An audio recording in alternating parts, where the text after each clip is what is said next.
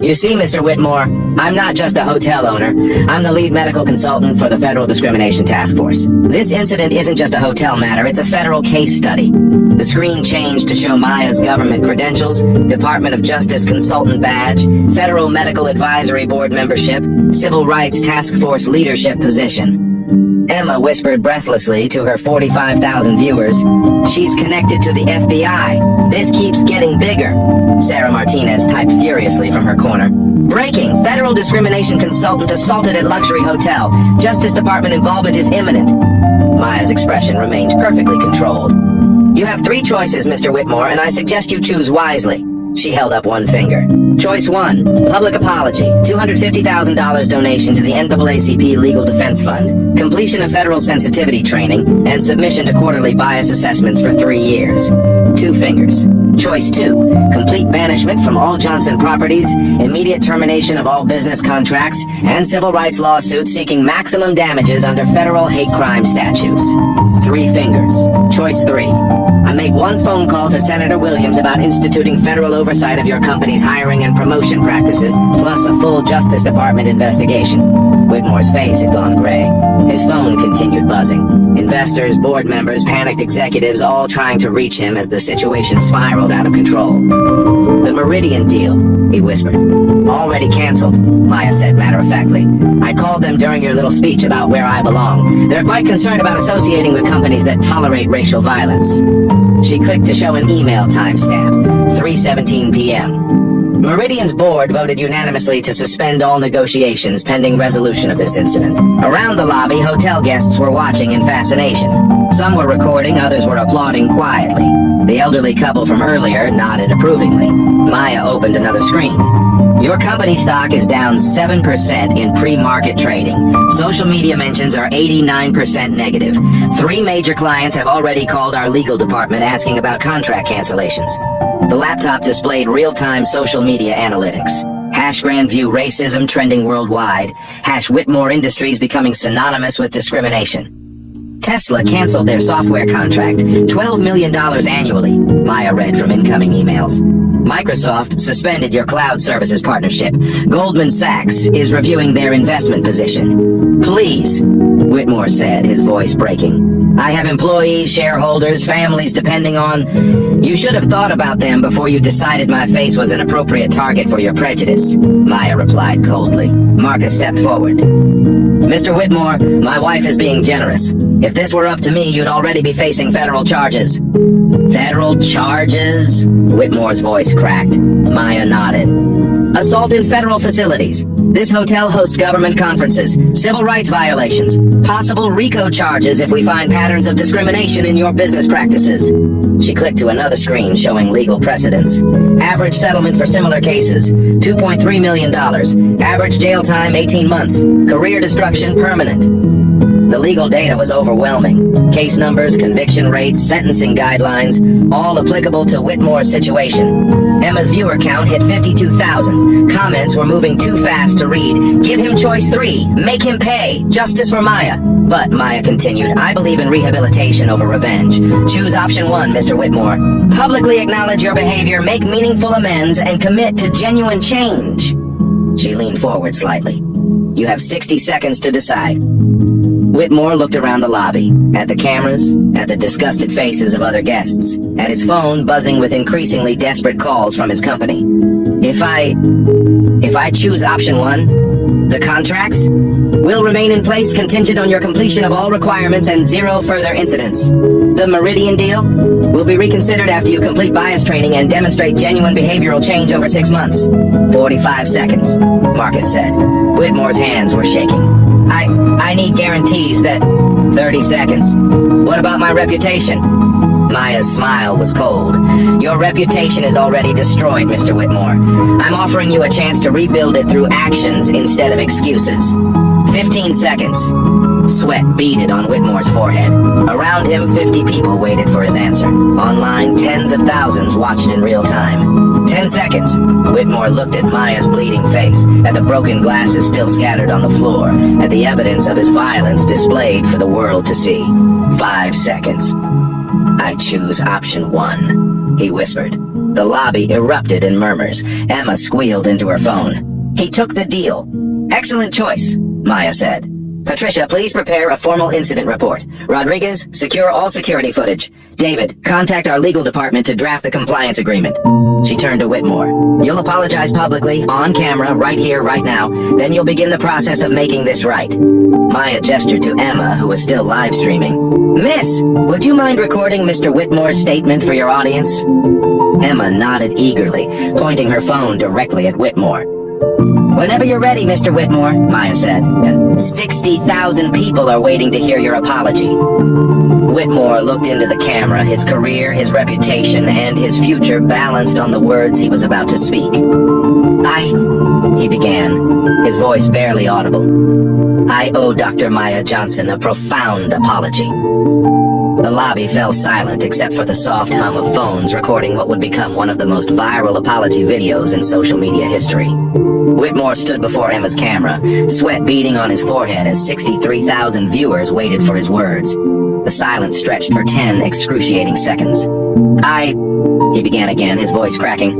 "I attacked Dr. Maya Johnson today based on racial prejudice and ignorance. There is no excuse for my behavior."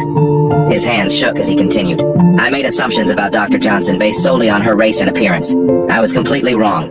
I physically assaulted her, destroyed her property, and used language that was inexcusable." Maya watched silently, her expression unreadable as blood continued to seep through the tissue pressed to her cheek. "I will donate $250,000 to the NAACP Legal Defense Fund," Whitmore continued, reading from notes Maya had provided. "I will complete federal sensitivity training and submit to quarterly bias assessments for 3 years. I will also personally fund bias prevention training for all employees at my company." The apology continued for another minute, each word broadcast live to an audience that had grown to include major news networks monitoring the viral incident. Emma's chat exploded with reactions. "Took him long enough. Justice served. Maya is a queen." CNN had picked up the live stream feed. Fox News was preparing breaking news coverage. The incident had transcended social media and entered mainstream consciousness. But Maya wasn't finished. This incident would become a catalyst for something much larger. "Thank you, Mr. Q. Whitmore," Maya said when he concluded. "Patricia, please escort Mr. Whitmore to complete his paperwork. He has 72 hours to submit proof of his donation." As Whitmore was led away, Maya turned to address the crowd that had gathered, hotel guests, staff, and the online audience still watching through multiple live streams. "Ladies and gentlemen," Maya announced, her voice carrying the authority that had built a billion-dollar empire. "What happened here today is unacceptable, but it's also an opportunity." She gestured to Marcus, who approached with a tablet containing prepared documents that legal teams had been drafting throughout the incident. "Effective immediately, Grandview Holdings is implementing the most comprehensive anti-discrimination protocol in the hospitality industry. We're calling it Maya's Protocol." The crowd murmured with interest. Emma adjusted her camera angle to capture every word. Local news crews were arriving, setting up equipment in the lobby. Maya outlined the first component. "Real-time bias reporting through our new mobile application. Every guest and employee can report discrimination incidents with GPS location, photo and video upload, and anonymous protection." Marcus pulled up the app interface on the lobby's display screen. The prototype had been in development for months. This incident provided the perfect launch opportunity. "Response time guaranteed within 3 minutes anywhere on our properties. Our security teams are being retrained specifically for bias incident intervention by former FBI civil rights investigators. Second," Maya continued, "we're investing $5 million annually in mandatory diversity and anti-bias training. Not corporate workshops, real education developed in partnership with the Justice Department." She clicked through detailed curriculum slides. Implicit bias recognition, de-escalation techniques, cultural competency, legal frameworks, and intervention strategies. Patricia, who had returned from processing Whitmore's paperwork, stepped forward. "Mrs. Johnson, will this training apply to management as well?" "Especially management," Maya replied firmly. 40 hours annually for every employee, from housekeeping to executive leadership. No exceptions. Training records will be publicly audited quarterly." Rodriguez, still visibly shaken by how close he'd come to making a catastrophic mistake, raised his hand. "What about enforcement, ma'am?" Maya smiled, the first genuine smile since the incident began. "Excellent question. Third component, an independent bias incident review board with authority to terminate anyone at any level for discriminatory behavior. The board composition appeared on screen. Civil rights attorneys, community leaders, former Justice Department officials, and employee representatives. The lobby buzzed with conversation. This wasn't just policy change, it was an industry revolution. Fourth, artificial intelligence monitoring of our security systems to detect aggressive behavior patterns and alert supervisors immediately. No more incidents will go unnoticed. Marcus added technical details. The AI system will analyze voice stress, aggressive postures, and crowd dynamics. When potential bias incidents are detected, alerts go to management, security, and our legal team simultaneously. The technology demonstration showed real-time analysis of lobby interactions with color-coded threat assessments and automatic recording triggers. Fifth, guest behavioral scoring, Maya announced. Discriminatory behavior will follow guests across all our properties. Repeat offenders lose access permanently. Emma whispered to her camera. She's basically creating a discrimination credit score for hotel guests. This is revolutionary. The scoring system interface showed detailed metrics, previous incident reports, staff interaction ratings, complaint patterns, and social media behavior analysis. Maya wasn't done. Sixth, financial incentives for bias prevention. Employees who successfully intervene in discrimination incidents receive bonuses ranging from $500 to $5,000. Departments with zero bias reports get additional funding for equipment and training. The crowd was hanging on every word. Sarah Martinez was typing frantically, already drafting the story that would make international headlines within hours. Seventh, partnership with civil rights organizations for ongoing monitoring and assessment. We're not grading ourselves. External experts will evaluate our progress quarterly. Partnership agreements appeared on screen. NAACP, Anti-Defamation League, Southern Poverty Law Center, and local community organizations. Marcus stepped forward. We're also working with Senator Williams to propose federal legislation requiring similar protocols across the entire hospitality industry. Maya nodded. This incident with Mr. Whitmore reminded me why we started the Johnson Foundation. Education changes hearts, but accountability changes behavior. She looked directly into Emma's camera. To everyone watching, this is how we respond to hate. Not with violence, not with revenge, but with systematic change that protects everyone who comes after. The applause started slowly, then built to a roar. Hotel guests, staff members, and even some of the security guards who had initially supported Whitmore were clapping enthusiastically. Technology integration will begin next week, Maya announced over the applause. The bias reporting app launches in 30 days across all 47 properties. Training starts immediately. Patricia approached with a legal document. Mrs. Johnson Corbett Legal has approved the protocol implementation. They're also recommending we share the framework with industry competitors. Excellent, Maya replied. We're not looking for competitive advantage here. We're looking for industry transformation. Marcus pulled up financial projections. Initial investment, $5 million annually. Expected benefit, increased customer satisfaction, reduced legal costs, improved staff retention, and enhanced brand reputation. Early modeling showed potential revenue increases of $47 million annually from improved customer loyalty and positive publicity. The numbers are already improving, Patricia reported, checking her tablet. Guest satisfaction surveys from just the last hour show a 23% increase in positive ratings. Social media sentiment analysis showed overwhelmingly positive responses to Maya's leadership and the hotel's response. Emma's viewer count had stabilized at 78,000, with thousands of comments praising Maya's approach and sharing their own discrimination experiences. One more thing, Maya said, addressing the crowd. Mr. Whitmore's incident was captured by a brave young woman who chose to document injustice rather than ignore it. She gestured to Emma. Miss Rodriguez, please join me. Emma approached nervously, still holding her phone, overwhelmed by the attention and positive response to her live stream. For your courage in documenting discrimination and helping hold someone accountable, Grandview Holdings is awarding you a $10,000 scholarship and an internship in our Civil Rights Compliance Department.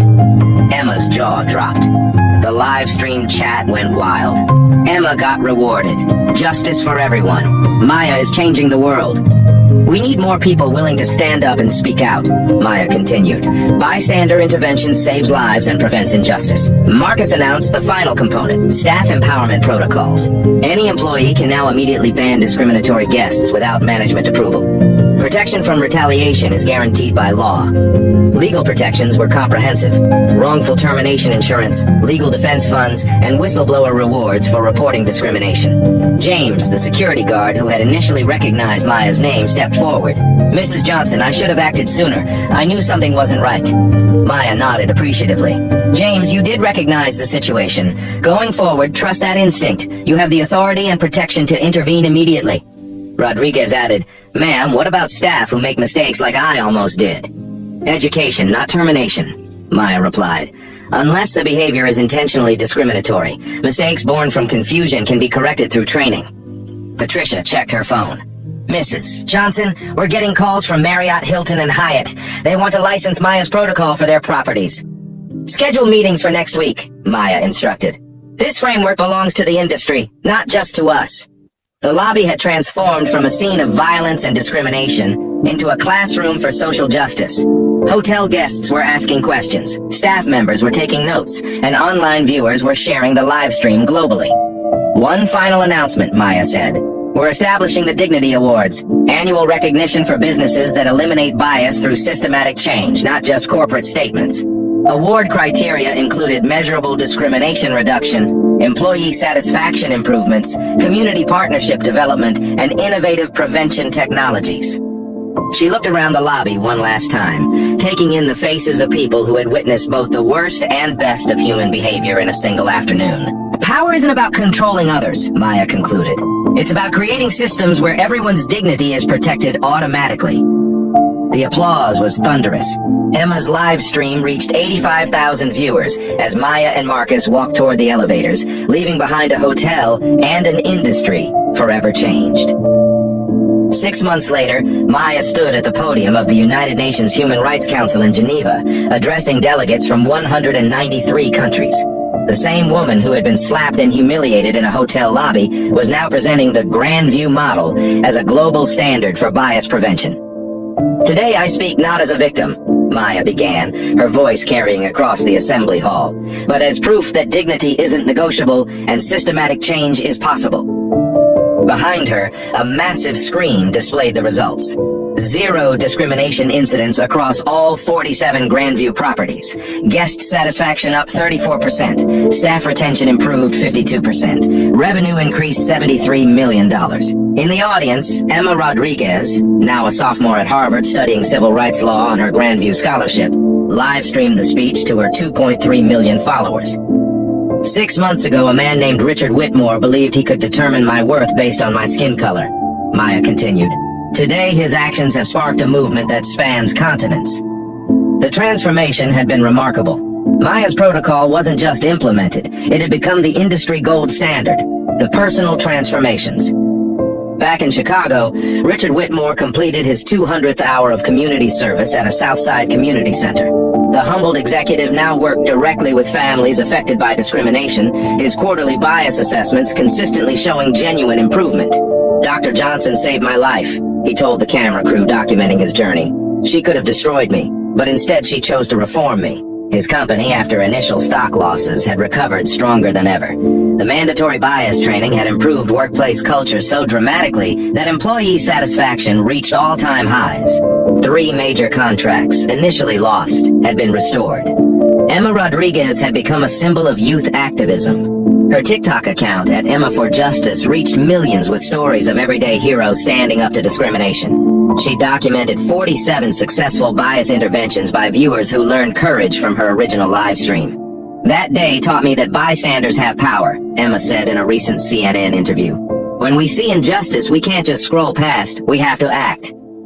Patricia Carter was promoted to Regional Vice President of Guest Experience, leading bias prevention training across the Western region.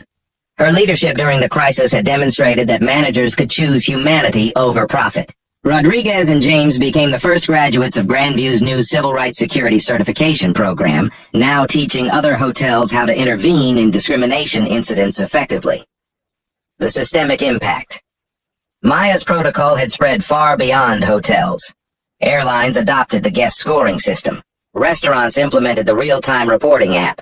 Retail chains licensed the AI monitoring technology. The ripple effects were measurable. Asterisk 347 hotels worldwide using Maya's protocol. Asterisk 2,847 documented discrimination incidents prevented in year 1. Asterisk $47 million in legal costs avoided across participating companies. Asterisk 89% reduction in bias-related complaints. Industry-wide federal legislation had passed unanimously. The Maya Johnson Civil Rights and Commerce Act required bias prevention protocols for any business serving the public. Senator Williams had called it the most significant civil rights advancement in decades. Corporate America had taken notice. The Dignity Awards attracted 500 company applications, with winners showing average profit increases of 23% after implementing comprehensive bias prevention. The technology revolution. The bias reporting app had evolved into a comprehensive platform. Users could asterisk report incidents with automatic legal documentation, asterisk access immediate support resources and counseling, asterisk connect with civil rights attorneys for free consultations, asterisk track resolution progress in real time, asterisk join community support networks. AI monitoring had prevented thousands of incidents before they escalated. The system, now used in airports, shopping centers, and government buildings, could detect microaggressions and alert trained intervention specialists. Technology amplifies human values, Maya explained to the UN delegates. When we code dignity into our systems, we create automatic protection for everyone. The educational legacy. Maya's story has become a required curriculum in business schools worldwide. Harvard, Stanford, and Wharton taught the Grandview case study as the definitive example of crisis leadership and stakeholder capitalism. Over 15,000 managers had completed the Johnson Foundation's Bias Prevention Certification.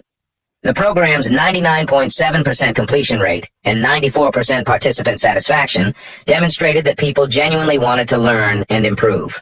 Education without accountability is just performance, Maya told a gathering of Fortune 500 CEOs.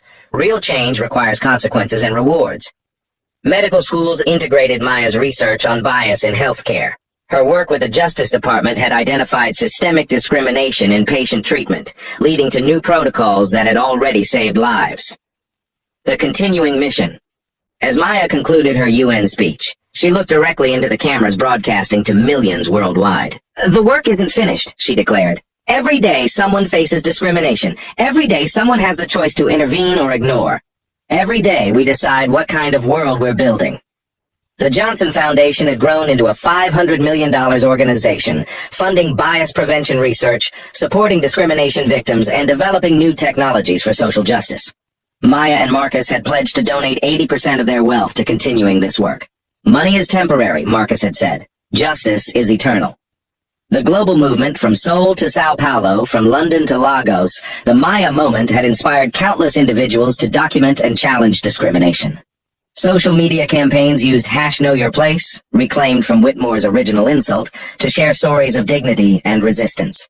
Young activists worldwide carried signs reading "Dignity isn't negotiable" and "Systems change everything." The phrase had been translated into 73 languages, becoming a rallying cry for social justice movements globally. Universities reported increased enrollment in civil rights law, social justice studies, and bias psychology. A generation of students, inspired by Maya's example, were choosing careers dedicated to systematic change.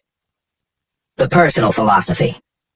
I learned that day that power isn't about controlling others, Maya told Emma's followers in a final live stream interview. It's about creating systems where everyone's dignity is protected automatically. She reflected on the journey from victim to global leader. When someone tries to put you in a box based on their prejudices, you don't have to stay there. But more importantly, you can make sure that box never traps anyone else. The interview, watched by 4.7 million people live, ended with Maya's challenge to viewers. Call to action. I need each of you to do 3 things, Maya said, looking directly into the camera. First, share your story. In the comments below, tell us about a time you witnessed or experienced discrimination. Your voice matters, and your story can inspire someone else to act. Second, be an active bystander. Download the bias reporting app. Learn intervention techniques. When you see injustice, document it, report it, challenge it safely. Third, support systematic change. Subscribe to Blacktail Stories for more justice transformation stories. Follow the Johnson Foundation for updates on bias prevention research. Vote for leaders who prioritize civil rights. She paused, the weight of transformation evident in her eyes. 6 months ago, Richard Whitmore told me to know my place. Today, I know my place is wherever dignity needs defending, wherever systems need changing, wherever people need hope. This story isn't about revenge, it's about prevention. When we change systems, we change lives. When we change lives, we change the world. Thank you for watching, for caring, and for joining this movement. Together, we're building a world where no one has to endure what I experienced in that lobby. Subscribe, share, and remember, your dignity matters. Everyone's dignity matters, and together we can protect it.